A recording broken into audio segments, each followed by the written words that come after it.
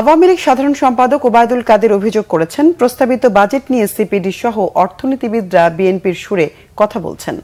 তিনি বলেন, বাজেট নিয়ে কোন প্রতিষ্ঠান কি বলল তা নিয়ে আওয়ামী লীগের মাথা ব্যথার কোনো কারণ নেই, তবে বাজেট বাস্তবায়নে চ্যালেঞ্জ রয়েছে। এ মন্তব্য করে ওবায়দুল কাদের বলেন, এটি অতিক্রম করার সক্ষমতা রয়েছে সরকারের। মাইনুল শোভনের রিপোর্ট।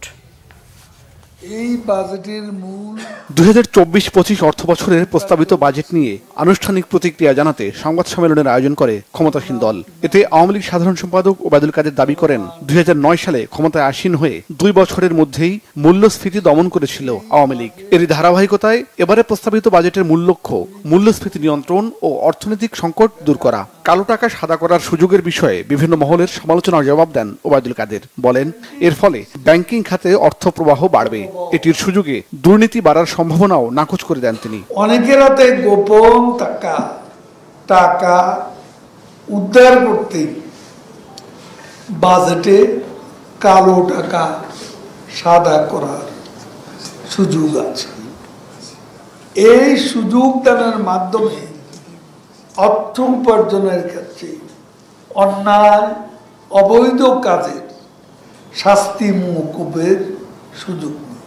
ওবায়দুল কাদের বলেন, প্রস্তাবিত বাজেটের সমালোচনা করতে গিয়ে নিরপেক্ষতা হারিয়েছেন দেশের বিভিন্ন প্রতিষ্ঠান ও অর্থনীতিবিদরা। সিপিডি কি বলল, টিআইবি কি বলল, সুজন কি বলল, এসব নিয়ে আমাদের কোনো মাথা ব্যথা নেই। ওরা সবাই বিএনপি সুরে সুর মিলিয়ে কথা বলে। অর্থনীতিবিদও এখন পোলারাইজড হয়ে গেছে। এখানে বিএনপি মার্কা অর্থনীতিবিদ। ওবায়দুল কাদের বলেন, 5 বারের বিশ্ব চ্যাম্পিয়ন বিএনপি নেতাদের মুখে দুর্নীতির সমালোচনা হাস্যকর। তবে বাজেট চূড়ান্তভাবে পাশ হওয়ার আগে বিভিন্ন মহলের পরামর্শ আমলে নেওয়া হতে পারে বলেও জানান আওয়ামী লীগ সাধারণ সম্পাদক।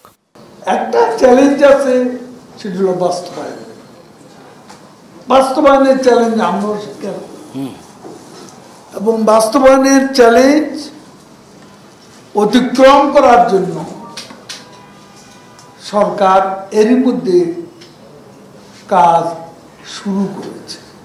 দেশের অবকাঠামোগত উন্নয়নে 2041 সালের মধ্যে আরো 12টি এক্সপ্রেসওয়ে এবং 10টি এলিভেটেড সড়ক নির্মাণ হবে বলেও সংবাদ সম্মেলনে জানান ওবায়দুল কাদের।